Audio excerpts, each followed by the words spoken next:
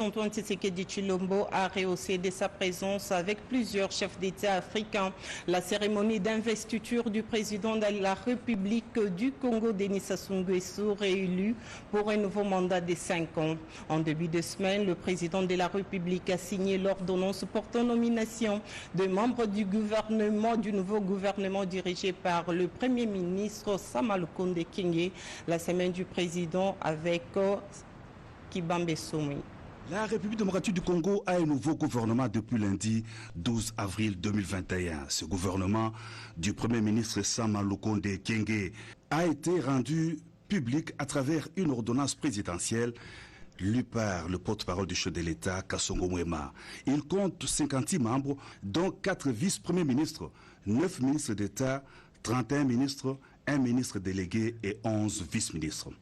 Le même lundi, le président de la République, Félix Antoine Tshisekedi Tshilombo, président en exercice de l'Union africaine, a pris part par visioconférence à un sommet placé sous le thème « L'augmentation de la capacité des vaccins sur le continent africain ». Il a été question de réfléchir à une solution qui mettra en contribution des hommes et des femmes politiques, des cadres de l'Union africaine, de chefs d'entreprise, des fondations et des fabricants de produits pharmaceutiques en vue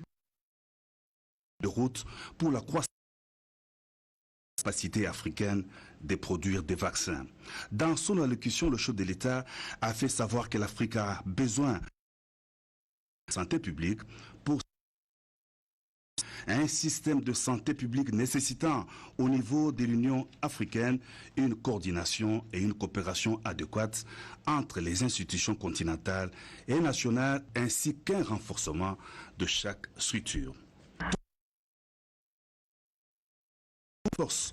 présidentielle contre le Covid-19 s'est élue à la Cité de l'Union africaine sous la haute direction du président de la République pour évaluer la situation épidémiologique sur le territoire national ainsi que les mesures prises en vue d'endiguer cette pandémie. À Kinshasa et dans certaines provinces où la courbe épidémique est descendante, le couvre-feu en vigueur est repoussé de 22h à 4h du matin, tandis que dans les provinces où la circulation du virus est faible, il a été décidé la levée du couvre-feu. Une délégation de représentants du bloc dit de l'ouest du pays, composée de 6 députés nationaux, a été conduite auprès du président de la République, Félix Antoine Tshisekedi Tshilombo, par le leader du mouvement de libération du Congo, Jean-Pierre Bemba.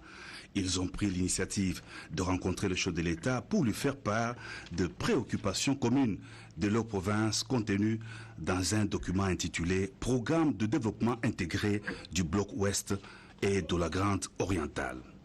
Le jeudi 15 avril, le président de la République est arrivé dans la soirée à Brazzaville, en compagnie de son épouse, la première dame Denise Nyakeru Tshisekedi, le président de l'Union africaine et plusieurs chefs d'État du continent ont rehaussé de leur présence la cérémonie de prestation de serment du président de la République du Congo, Denis Sassou Nguesso, réélu pour un nouveau mandat de 5 ans. Le chef de l'État congolais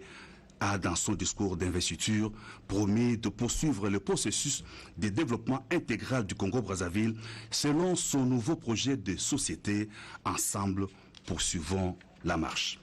Une année vient de s'écouler depuis la disparition de Monseigneur Gérard Moulumba, le responsable de la maison civile du chef de l'État. Une messe d'action de grâce a été dite en la cathédrale Notre-Dame du Congo en présence du président de la République et de la première dame Denise Nyakeru Tshisekedi. Frère cadet du patriarche fait docteur Étienne Tshisekedi wa Moulumba, le père du chef de l'État, Monseigneur Gérard Moulumba a quitté la terre des hommes le 15 avril 2020.